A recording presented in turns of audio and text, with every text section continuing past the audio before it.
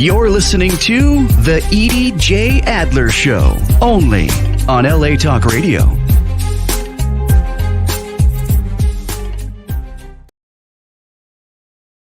Shalom, amigos.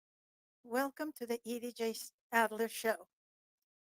I'm Edie J. Adler. Wouldn't you know that? And thank you for tuning in. Remember, I am a strong supporter of Israel, and I'm also very grateful for this beautiful nation under God, the United States of America. We don't insult, we don't name call. No negativity here, please. If you're looking for that, this isn't the show for you. The rest of you, please stay, and thank you for tuning in. Well, this week I want to talk a little bit about myself.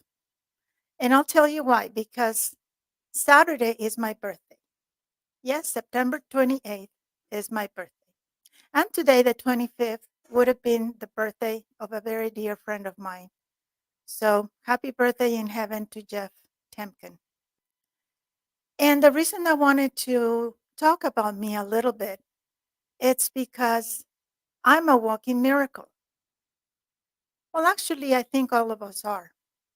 But in my case, I'm really, really, really a walking miracle. My parents had 7 children in total. They got married very young. They were both 18. And they had 7 children, like I said. I'm the youngest of the 7. My mom lost a baby. She was 2 years old when she died. That was before I was born. And then her last baby before me, my brother, was coming out sideways when he was being born. My mother was visiting her parents in the little town in the state of Guerrero in Mexico, Buena Vista. She had a doctor, but there was no hospital. Of course, no anesthetic or anything like that to help her. Now, my mother had given birth to all her children naturally, without anesthetic, without anything like that. But the baby coming sideways made it very, very difficult for both of them. So the doctor, without anesthetic, because there was no time to go to the city, had to go inside and turn the baby around. My mother lost a lot of blood. My brother was born purple, not breathing. Thank God they revived him. And my mother was told not to have any more children. She was told that this was too hard on her body and she couldn't have any more children. So fast forward 14 years later, and here I am. Now, this was all in Mexico. And abortion in Mexico at this time was illegal. But 2 of my mother's doctors, 2 specialists, advised her to end the pregnancy. They told her that the baby wouldn't survive and that the pregnancy would kill her, more than likely. So my parents took about 1 second to think about it, and they thought, what does the Torah says? The Torah says, choose life. So they decided to put everything in God's hands. Now, according to the Torah, my mother was allowed to end the pregnancy because her life was in danger. But her faith and my father's faith was greater than the fear of losing her life and leaving her children and her husband. So they put it in God's hands. And at 26 weeks into the pregnancy, here I am. I was extremely premature. I measured about 10 inches and I weighed less than 2 pounds. When I was born, all they did for me was put me in an incubator. No special feeding, no special treatments, just put me in an incubator. My mother had a briefcase, not a briefcase, a suitcase full of baby clothes flown to her. And because this was all in Santa Barbara, and they were vacationing. And the nurse was helping my mother with the unpack with the baby clothes. And she was looking at the baby clothes and going, "Oh, how pretty. Oh, how precious. Oh, look at the little dress. Oh, it's a shame she'll never get to wear it." So my mother was upset and told her, "Why won't she wear it? She's going to grow into it." So about 6 weeks later, without any expectations on the part of my doctors for me to make it, they sent me home. They told my mother to keep me warm and comfortable and to prepare for the worst, that I probably wouldn't make it through the night that day. Well, keep me warm she did. For the next few weeks, she didn't sleep. She kept me in her arms at night. And if she needed to turn, she would turn and turn me this way. And then the whole night was like that. She wrapped me in a little fur coat that she had, and she kept me warm. Now here I am, about to celebrate another birthday on Saturday. All thanks to my parents' loving, wonderful care, Neftali and Eron Ocampo. Those are my beautiful parents. That picture was taken in 2001. And also wanted to share with you, that's one of the reasons I am against abortion. Because babies are being aborted now younger than I was. And I made it. So I'm not going to try to change your mind if you're for abortion. I'm just going to tell you, it's a baby. It's a life. And like my father explained to me, because I asked them, my dad and I talked about everything. And I asked them, "Daddy, if the soul doesn't enter the body until the first breath," because that's what Jews believe, that the soul enters the body with the first breath, like God gave life to the first human by breathing life into him. And my dad said, because that body has been assigned to a soul. A soul is waiting to be born. And if you stop that pregnancy, if you don't give that soul a chance to live, that's why. So unless the mother's life is in danger, incest, rape, but even in those cases, I would hope that you would consider giving the baby up for adoption, because there are many people who would love to have a baby and they can't. If you're considering an abortion, just take a couple of days. Don't do it just now. Please just take a couple of days and think about your decision and think about me. It would have been totally, totally justified to not let me be born. But look at me. I'm healthy. I have lived a good life. I'm happy. I have a good, great husband. I have good siblings. Only 4 of us are left of the 7. And I took care of my parents when they suffered from Alzheimer's. That's not why they had me, because nobody knew that they were going to get Alzheimer's later in life. But I was glad and blessed to be able to take care of them when they needed me, like they took care of me when I needed them. So that's part of my story. Some other time I will tell you more, because my beginning was full of drama. including somebody trying to steal me from the incubator, but that's a story for another day. Right now, I would like to welcome my guest, a renowned pediatrician and a dear friend of ours, Dr. Ben Keshper. I'm hoping I'm not chopping up your last name, Ben. Welcome to the show. Thank you so much for joining us. Thank you, Edie. I don't know how renowned I am, but happy birthday. And Thank you. it's an honor to talk to a miracle, a living miracle. Thank you. It's an honor to talk to you. So, Ben, you're a pediatrician. Why don't you explain to our listeners, our viewers, according to science, what were my chances and where were not only to live, but to be quote unquote normal and live a normal life? Well, I'm a relatively new pediatrician. I did my medical school and residency in the 2000s, finishing in 2010. And I had a previous career in computers and programming.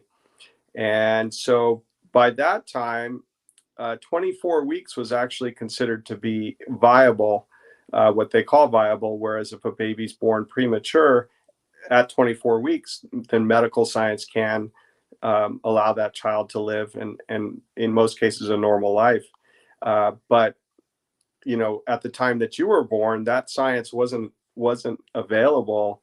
Uh, Now at 26 weeks, you are pretty much everything is there, but your lungs are not fully developed.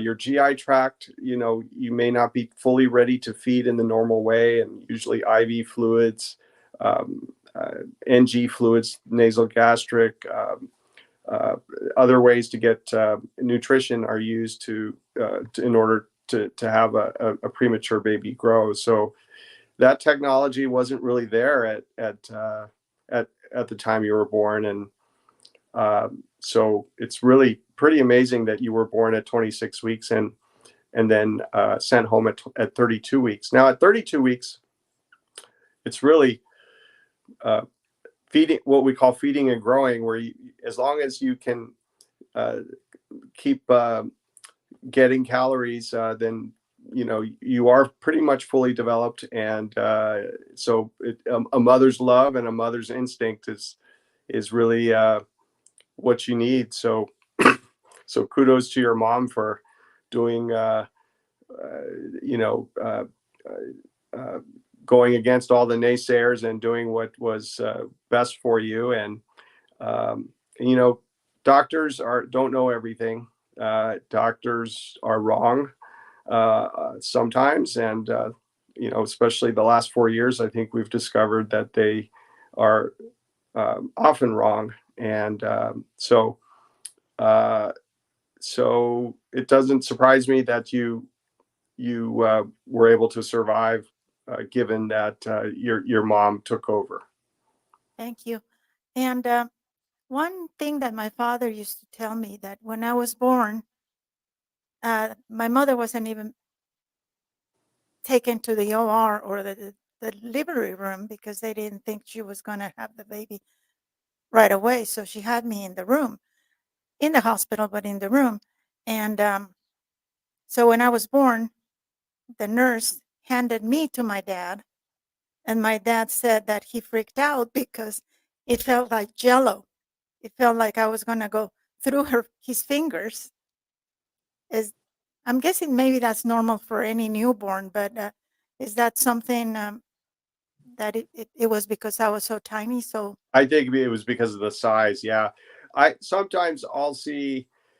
So I don't really work in the hospital. I work outpatient, and sometimes I'll see a 1 or 2 day old that is maybe 34, 35 weeks. And, even at that age, they are pretty small.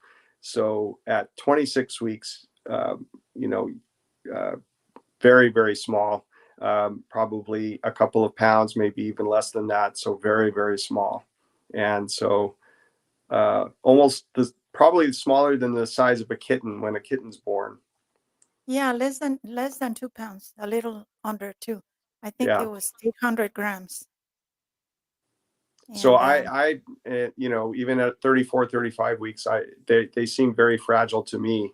So, and I'm very cautious, of course, but I can understand your father feeling that way. yeah. So enough about me now. Let's talk about you. You have a fascinating career life. Like you said, you were into computers, which only affirms your intelligence, how smart you are. So why did you change? What made you go into medicine and specifically to take care of little children? Well, I was good at computers. It was something I kind of fell into. My brother was offered me a job to help me pay my way through college. I was doing math, computer science. I love math. I love numbers. I love problem solving. But at a certain level, when you get to a certain level in mathematics, it becomes very theoretical and deltas and epsilons, and it was over my head. And I knew that I wasn't going to go any farther in mathematics. Uh, so I ended up staying in programming and just, it kind of paid the bills. And eventually I did make a pretty good living at it. Uh, I was good at it, but I wasn't passionate about it. And I started doing some volunteering, like recordings for the blind and dyslexic, donating my platelets, things like that. And my dad was a very altruistic person, and he kind of gave me a kick in the butt, and other people too that had an influence on me. My little brother, who was in the military trying to save his marriage and everything, and he tried to get into medical school, even though he wasn't much of his science wasn't his strength, and but yet he tried. It didn't work out for him. He ended up going into finance, which was better suited to him.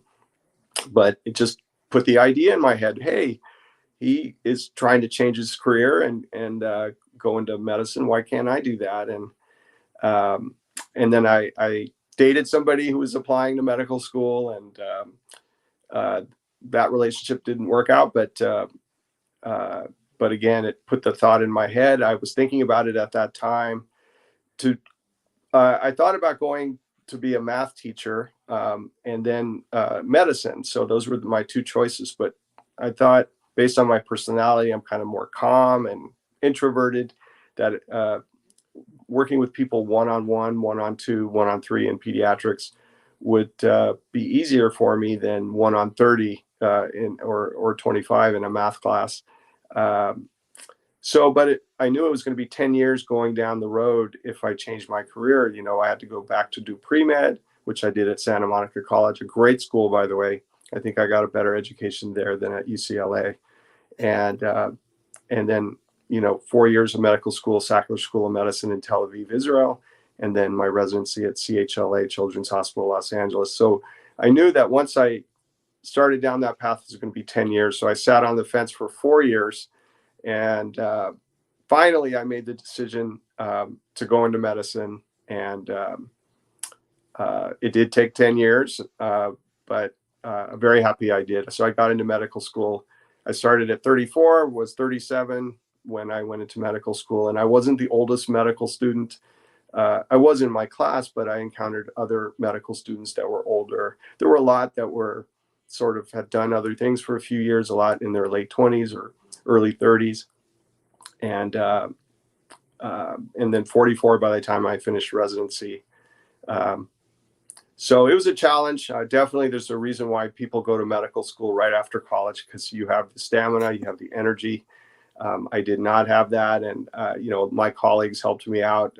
There were all-nighters at CHLA, and, you're just kind of delirious trying to put two words together. And, of course, the nurses run the hospitals anyway. They're the ones who really do all the work and really taking care of patients. So and you have attending physicians and so on. So there's a good support system when you're a resident. But I got a great education there. And so, yeah, I've been doing pediatrics now for about 14 years. And I enjoy it. It's stressful at times. I see a lot of patients. But it's rewarding. I'm not saving lives in the sense of I don't work in the ER. I'm not in the hospital. I'm kind of an outpatient. I'm an outpatient pediatrician, and so a lot of well exams, well babies, and then acute visits, asthma, infection, uh, injuries, things like that. So and I do some urgent care too. Uh, so, but mostly everybody's healthy, and I just have to have my radar up. I got good training in medical school and residency, so and I've developed clinical skills to where I can pick up things. I'm pretty good at my sense of perception. So reading the room, reading the parents when I walk into the room, and even just walking into the room, knowing is this a sick patient or not? I mean, in terms of is this someone who needs a workup, and someone who needs to go to the ER, someone who needs to be hospitalized. So you develop those skills over time, uh, and it's rewarding. I mean, people are very appreciative, um, and even though I'm not necessarily saving lives, in the end, I'm providing a good service for my patients, and they appreciate me. Yeah. So, Why pediatrics of all the specialties? Why not cardiology or I don't know, geriatric? Go the other way. Why pediatrics? well, I have lots of nieces and nephews. I didn't end up having kids of my own. I'm happily married a second time, and we don't have kids. We're probably not going to. But I have a lot of nieces and nephews, and always related well with them. I think I have a childlike disposition. I like to joke around with kids, and in fact, that's my way of sort of dealing with the monotony of every job has monotony. And you see a thousand ear infections, it can be monotonous. But uh, joking with the patients, telling jokes, and I just I think they can sense my calmness, and they feel more comfortable around me. I think kids are it's an optimistic profession. I couldn't handle geriatrics, and I give kudos, and I admire those doctors who can do that. Adult medicine actually to me is a little bit more depressing because adults are usually sicker, lots of medications, and chronic disease. I mean, we're starting to see that in kids too, uh, but most kids generally are not on a bunch of medications, and generally speaking, outside of the obesity, which I'm trying to help work on. Uh, Generally kids get better. They're resilient, and so it's a very positive, uplifting profession. And then lastly, you know, I was kind of paying attention during my rotations in medical school, which, because I wasn't convinced on pediatrics, I was leaning towards it, but which doctors, how they treated the nurses, the medical students, the patients, and so on. And pediatricians by far were the nicest, the least stressed out, and treated everybody well. And so I took that to heart as well. And so once I had my pediatric rotation at Schneider's in Israel, I was pretty much convinced that that's where I was going. Very nice. Yeah, I got very lucky with my parents because she wasn't necessary. She was a general practitioner, a very dear friend of mine, Lisa Lifshitz. She took care of my parents and she sent them to the different specialists. But she was the one that was really overseeing everything. And she was fantastic. She was at Cedar Sinai, another Mexican Jew like me. And she treated my parents like they were her family. Unfortunately, we lost her a few years ago to cancer. But I got very lucky with her because my parents, they were very strong and they exercised every day. And but when they got older, they started getting all kinds of problems, and then finally Alzheimer's. But having Elisa as their doctor was a blessing. So yeah, what you say about working with children, that makes a lot of sense. I love children. I couldn't have any, but I love children. And if I had any, you'd be their doctor. Oh, well, thank you. You have such a nice, calming personality. I, as you know, I suffer from anxiety, and when I was dealing with some health issues, even though you specialize in children, I took the liberty of sometimes coming to you for advice, and just talking to you made me feel better. Always, always. You're so kind and so centered. Whatever I was feeling, whatever fear I had, sometimes I didn't want to talk to you because I didn't want to bother you.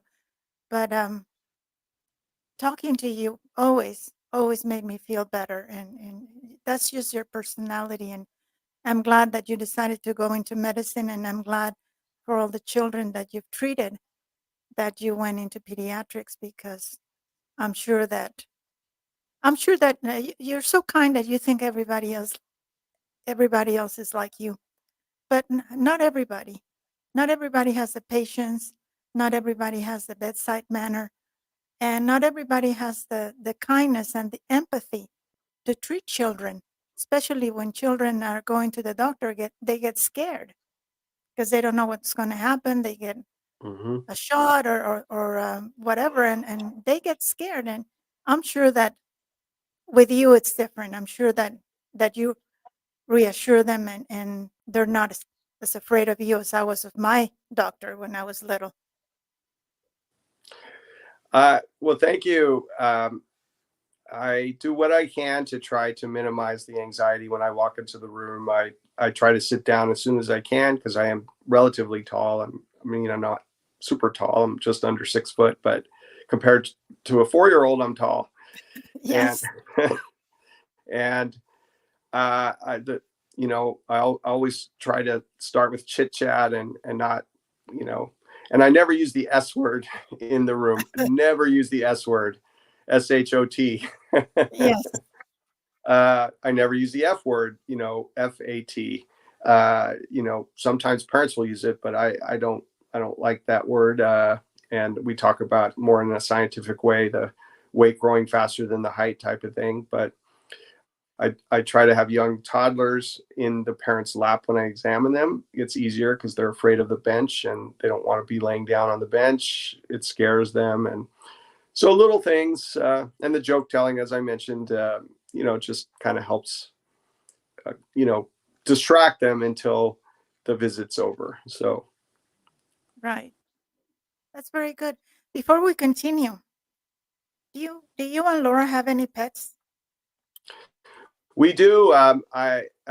We have a cat, Rascal, and we had her sister. We had to put down a couple of years ago, but Rascal's 17 years old. She has chronic kidney disease at stage 3 now. We have to give her fluids once a week, in subcutaneous fluids. I never thought I'd be giving fluids to a cat, but she's tough. She's resilient. She's very affectionate. She's got a really a good spirit, and she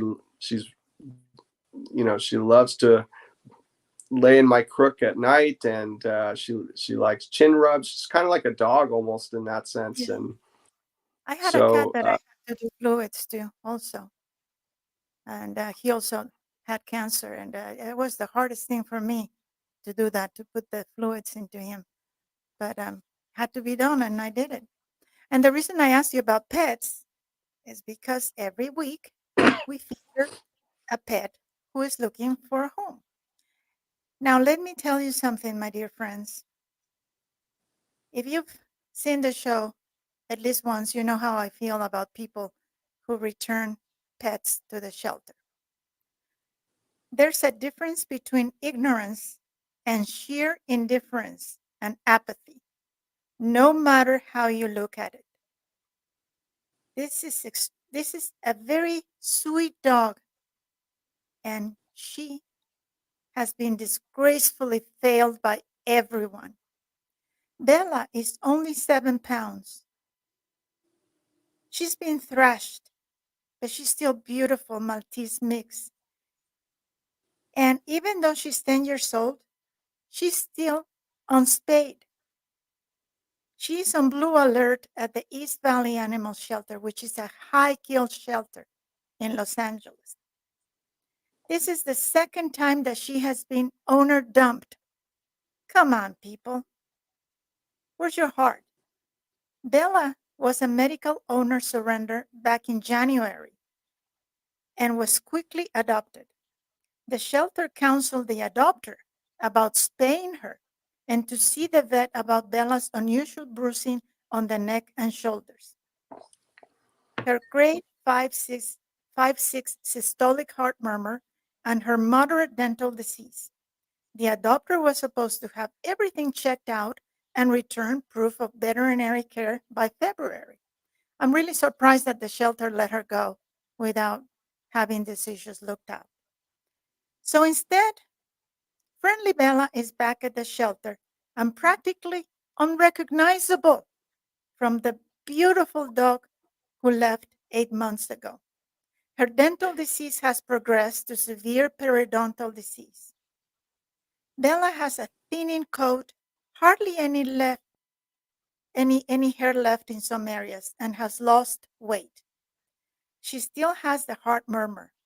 The notes say that she might still have or has developed new bruising on the neck and shoulders. On top of endocrinology disorders, Bella should be worked up to check her platelets and for clotting disorders. I know this all sounds like too much, but aren't all our beloved seniors worthy of compassion and love? When I say Bella has not only been failed, I mean it. She has been betrayed by everybody, including the shelter. The adopter's daughter stated that her parents were going into a nursing home and that's why she had to give up Bella. I'm sorry for them. That's too bad. But please, people, do not adopt if you can't or won't take good and responsible guardianship of the animal for the rest of his or her life. And if you are an older citizen and you're not in good health, don't adopt a dog or a cat that needs special care. Don't do that. Don't be selfish, okay? I know they're good companions. I know they bring lots of joy and love. But if you think you're not going to be able to take care of them, don't be selfish and please get a teddy bear. With that said, let's go back to someone who is obviously not abandoning their beloved cat, my dear friend Ben, Dr. Ben. Let's go back to you, my dear friend. So when you were in your internship, do you remember any difficult cases that you handled? Anything that maybe you even prayed for guidance? To be honest, I wasn't as religious back then. I've become more religious in the last 9 years or so. So I wasn't doing a lot of praying. Children's Hospital, Los Angeles. I mean, they send the sickest of the sick go there, and I do remember one rotation in the PICU, the Pediatric Intensive Care Unit. I mean, that's where the hardest cases go, and it's sort of where the kids go either they get better and they go home, or they pass away. And I remember one 4-week rotation, 8 of our patients passed away, and that was really hard. 4 of them were my patients, or at least I was assigned to them, and I mean, there was nothing that could be done for these patients, and some of them born with like congenital kidney issues, and there was a 7-year-old, I think, that had a spontaneous brain bleed, and And you know, there were really, really hard cases, and I think I was impressed with the nurses in the PICU who just handled each situation, each death with dignity, and the way they treated the family. And um, I think as a medical student, I think there was one case that really hit me.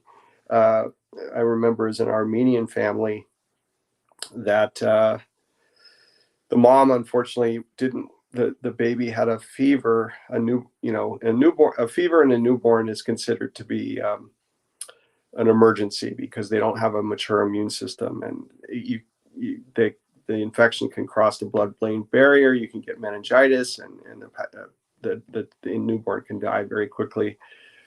So I remember I was a fourth year medical student doing a rotation, and the mom didn't want to do the lumbar puncture, and she waited, and she refused it initially, and then 24 hours later she did do it. And um, uh, the baby ended up having bacterial meningitis. And I remember the parents coming to me, telling me, they were calling me doctor. I was not a doctor yet. And they were calling me, doctor, what should we do, doctor? Can you help us, doctor? Help our baby, doctor. And I kind of stepped back because I wasn't ready for that responsibility. And unfortunately, that baby ended up passing away.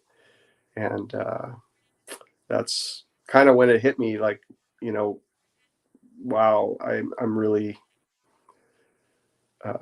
heading into a job of major responsibility, and I really have to focus and do the best I can. And so that really struck me, that patient. I'll always remember that. And you know um, What about on the other side? A case that might have appeared very difficult, very challenging, and then the kid got better and survived. Do you remember any like that? uh, so um, I think off the top of my head, there are definitely cases. I know there.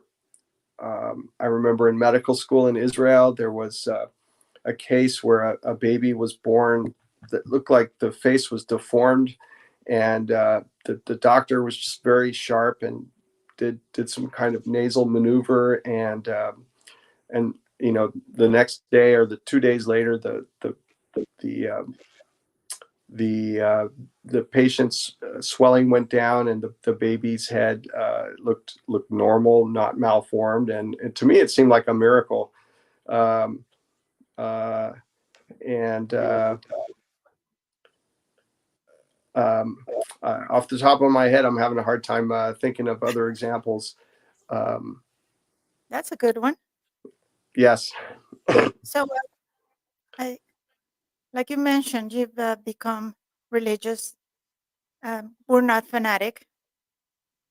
We're not, but we are observant Jews. These difficult times that we're living through, has it affected you, not just personally, but professionally? Has it affected you being Jewish and the whole world seeming to be against Israel right now?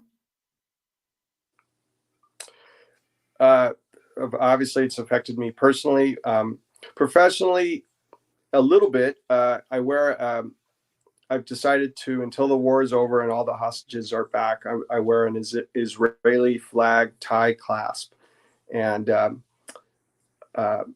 pretty much I've worn it just about every day that I wear a tie. And didn't have, most people don't say anything. I've had a few positive comments, but there was one Muslim parent. I had seen this child once before, just coming in for a checkup. This was the second time I was seeing them. The baby's first name, I won't say the last name, of course. The baby's first name was Musa, which I learned means Moses or Moshe in Hebrew. in Arabic, and I thought that was beautiful. Like Muslim families name their kids after characters in the Hebrew Bible. So, but at the end of the visit, she looks at my tie clasp and she says, I really liked you, but I see that you stand with Israel, and I don't think I'm going to bring my child to see you again. And I said, well, that's too bad. And I'm able to walk and chew gum at the same time. I can be, for Palestinian rights and for, um, you know, eventually a Palestinian state, should there actually be someone, Palestinians that can be negotiated with that are not terrorists. And, but, Israel has a right to defend itself. And Absolutely. so anyway, I said that the IDF doesn't target civilians, that the Hamas hides amongst civilians, and so I had mentioned about all the Israelis that were killed, and she said, well, what about all the Palestinians that were killed? And so we were talking about that, and then at the end she said, the IDF does target civilians. You need to get new news sources. And then I walked out of the room. So I haven't seen her again with her child. But overall, I think I've had positive responses, usually from Christians. Christians will see my Israeli tie clasp, and most of the support I think I've gotten have been from Christians. They've been very positive. I was fortunate, Laura and I were fortunate enough, my wife Laura, to see Douglas Murray Monday night at the Wiltern, and he's just been such a strong supporter of Israel and Jews. And it's amazing how it's non-Jews who are the biggest supporters of Israel right now. Although I think our fellow Jews are waking up.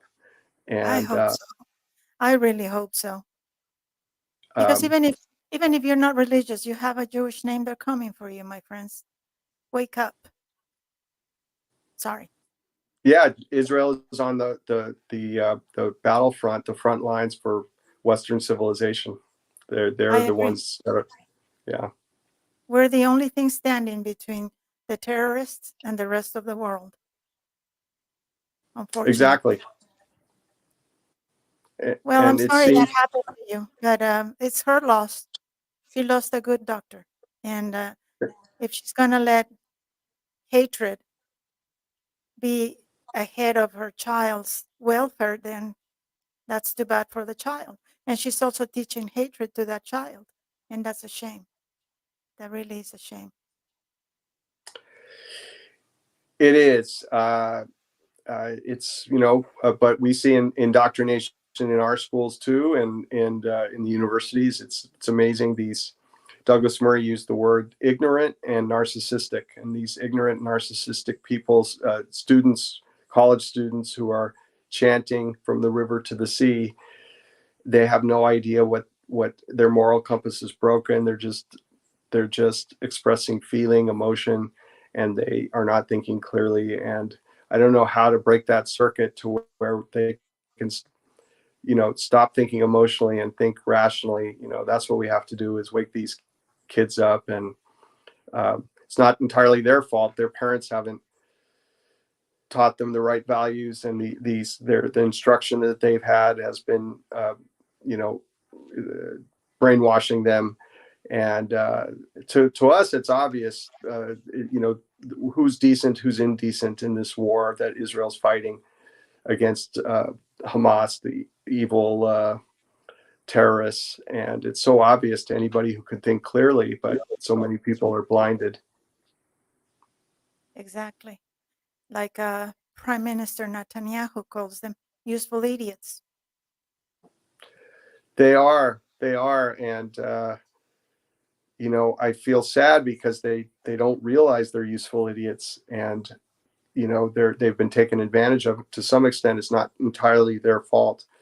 So we have to somehow wake them up and keep telling facts about Israel and pushing the real story. Absolutely. And going back to your specialty, what is your best advice for parents, especially new parents, people who just had a baby or people who had their first child? What is your best advice for that child so that what do they need to look for? Make sure that she or he is always healthy. And what is your advice? Well, I don't know if there's one thing in particular. I think new parents have the hardest job because there's so much. It's overwhelming. It doesn't matter how many books you read on parenting. You're never fully prepared.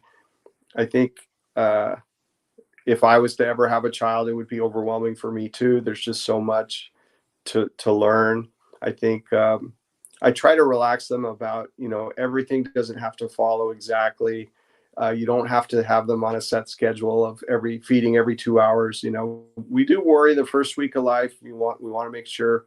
A lot of times it takes a while for breast milk to come in, and a newborn can lose weight the first week of life. They can lose a lot of weight, so we want to make sure that doesn't happen. But once they get past the first week, you know, it's usually pretty smooth sailing, and Mother Nature kind of takes over, and mom takes over, and maternal instincts kick in, and so I think I try to calm them.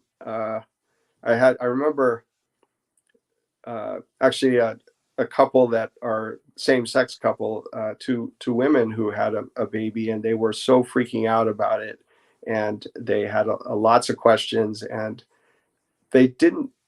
Later on, they seemed like they told me after the fact that I wasn't taking their concerns seriously, but in reality, they thanked me for just kind of calming them down, and because in the end, everything worked out, and it wasn't that I wasn't taking it seriously. It's just that newborn parents are like that. They just Yeah. have everything seems to be an emergency, and or unknown, and so anyway, that's sort of my general answer to your question. Can sudden death syndrome be prevented? Well, I'm not 100% expert on it, but back sleeping is the safest position, sleeping on the back, and definitely, to my knowledge, studies show that side sleeping is a 7 times increased risk, and tummy sleeping is a 20 times increased risk. So, um, having a child, newborn, sleep on their back as much as possible. Again, parents don't have to monitor 24/7, but if they find that their child's sleeping on their side or their tummy, to try to put them on their back. And the risk starts to go away once they're rolling both ways. The problem is usually a breathing issue where they're kind of trapped in a position where they're not breathing. So, certainly you don't want to have lots of pillows and stuff on the crib, and stuffed animals and things like that, where if they roll one way and they get trapped against a stuffed animal, they can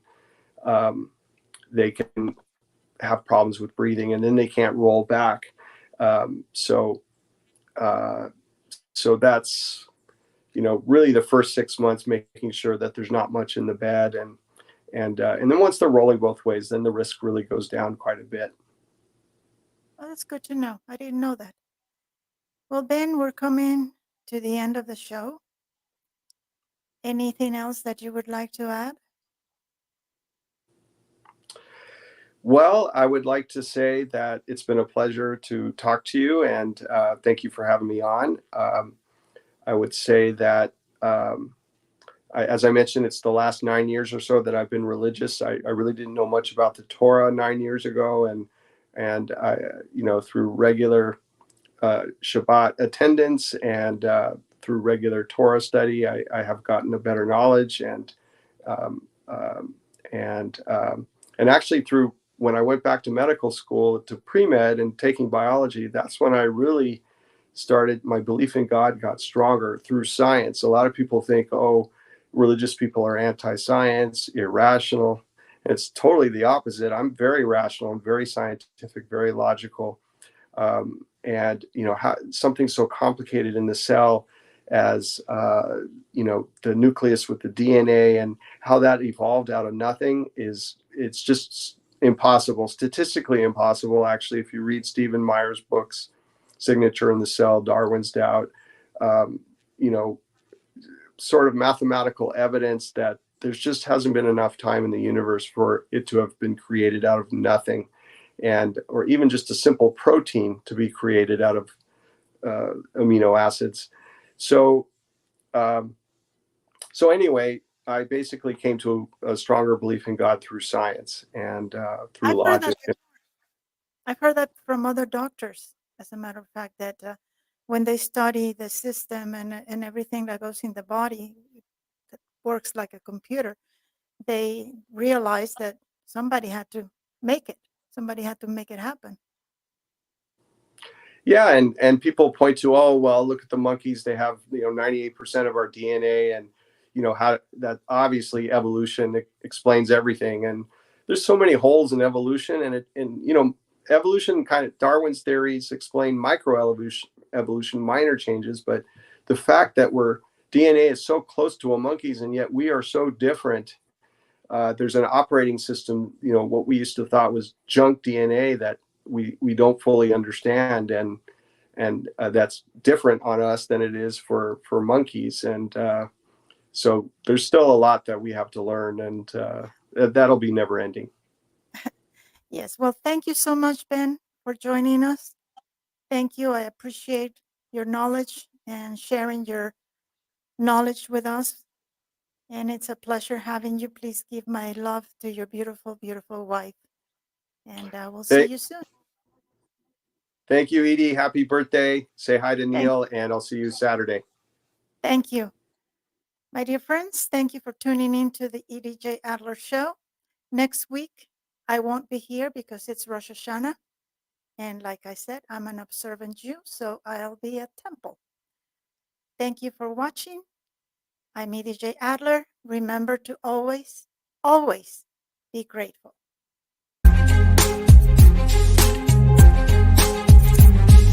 You're listening to The Edie J. Adler Show, only on LA Talk Radio.